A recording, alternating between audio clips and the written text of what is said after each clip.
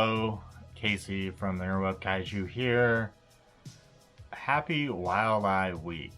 Wildeye Week is brought to you by Bronco, Juggalo, and the Slash Brothers. Basically, Wildeye is a distributor, and a bunch of people are just reviewing their movies. One every day this week. I am not doing that, but for the roundup, I figured I could do 4, kind of 5. So today I'm going to be talking about Forest of Lost Souls, Caesar and Otto's Deadly Xmas, Catsick Blues, Going for Goldeneye, Bunny, and kind of the cop-out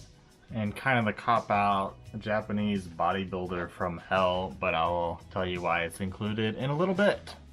First off, The Forest of Lost Souls. Forest of Lost Souls is a 2017 Portuguese movie where two strangers meet in a suicide forest, and, well, honestly, I'm not going to spoil it, as trying to figure out what's going to happen is one of the main draws. Movie visually looks very cool, shot in a very sharp black and white with lots of good looking shots, not to mention beautiful scenery. Love the intro with the fog going through the paper mache forest set to just wonderfully fitting music. The usually great camera angles and work are undermined by the unstabilized walking follow shots though. The movie feels almost like 3 different shorts, as the typical movie formula isn't used. The first third is basically all set up, second has most of the horror elements and the climax, and then the resolution takes up almost the last third. Feels odd, but I like it. Also ends open-ended, and if there's a sequel, I'll watch. Movie follows one character throughout all thirds, well, mostly anyways, and I'd love to see what they do next. On May 15th, 2022, I gave The Forest of Lost Souls 4 out of 5 stars. Up next is Caesar and Otto's Deadly Xmas. I haven't seen any of the other Caesar and Otto movies, but I am jumping into Deadly Xmas for former CKY singer Darren Miller as the Killer Santa Claus, not to mention Felissa Rose, Linnea Quigley, Brooke Stevens, Lloyd Kaufman, Robert Zarr, and a slew of other notable names featured. Acting is better than expected, and the pacing is pleasantly quick. There's a lot of jokes, but they usually come and go quickly, so when they don't land, it's not too much of a bother, and thankfully, sometimes they do land. Okay, well, scenes change quickly, but the main story is pretty uninteresting, so the movie does still feel slow. Lots of bad effects, but fits with the comedic tone of everything. Nothing too bad, nothing too good. Would have been better around the holiday, but I'm not upset that I watched. Also, Lauren Francesca from The Key of Awesome and the upcoming Amityville Karen is here. DVD also includes the bonus short film The Perfect Candidate, which I did not check out. On May 17th, 2022, I gave Caesar and Otto's Deadly Xmas 3 out of 5 stars.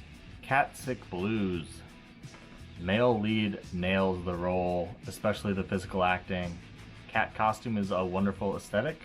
Some great gore effects, music is good and varied, dark ominous tones, upbeat soft rock, jazz horns, and are often used in scenes to amazing effect.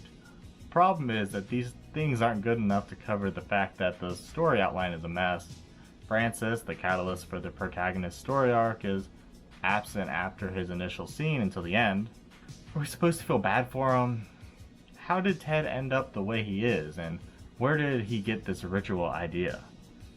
Why did that dream sequence go on so freaking long?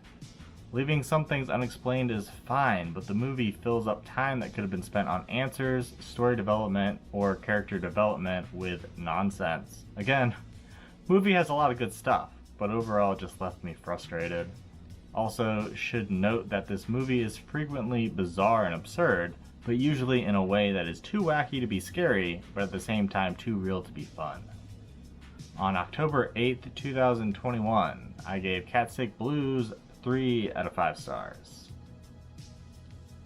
Going for Goldeneye, a mockumentary about the N64 Goldeneye 20th World Championship. The acting is surprisingly usually very good. I could have been fooled that this was a real doc for part of it even. The movie is not too funny though. I mean, it has some laughs, but I'd say it's more of a feel-good movie than a comedy. The intro to the doc is presented like a late 90s, early 2000s TV program, which was odd and didn't match the tone of the rest of the documentary at all. Which, if intentional, I find hilarious. On May 11, 2022, I gave Going for Goldeneye 3.5 out of 5 stars. Bunny. A group of young adults coming home from a Halloween party at a bar decide to break into an abandoned costume shop / sex store which contains a dangerous killer. Terrible pacing. Dialogue and acting are pretty bad, final girl being the best, thankfully. Some comedy works and the killer visually looks cool. Highlight is when a huge douche gets his dick cut off and shoved in his mouth, causing him to suffocate and die. 1 whole star for that. The others for decent production. There's one great focus shift via axe coming into frame, and you know I do just love a movie set on Halloween. On May 16th, 2022, I gave Bunny 3 out of 5 stars. Now for the cop-out, bloody muscle bodybuilder in hell, also known as the Japanese Evil Dead. Originally slated for a Wild Eye release, this has been shifted to Wild Eye's collector-focused sister label Visual Vengeance, though the trailer with the Visual Vengeance logo is on the Wild Eye releasing YouTube channel. That Blu-ray and DVD is slated to be released in early July, but I have the Region 2 DVD, so I'll review that and you can all pick up the stateside release when it comes. A couple and a psychic get trapped in a haunted house with an evil body-possessing spirit.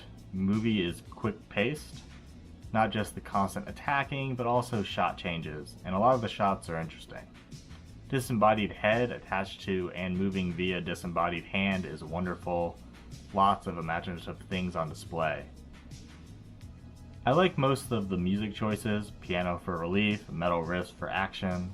Stop motion stuff can be a bit wonky, but does lend to some cool scenes and differentiates itself from The Evil Dead, which this clearly takes inspiration from. Evil Dead references aren't just the possessions, but also a groovy and a come get some. Characters are uninspired and boring, honestly. Protagonist doesn't even really look like a bodybuilder, or at least what you'd expect from the title. Mask is bad, really bad, as are plenty of the other effects. But this is the type of campy fun I can get behind. On May 20th, 2022, I gave Bloody Muscle Bodybuilder in Hell, aka the Japanese Evil Dead, 4 out of 5 stars. Thanks for watching, and happy Wild Eye Week.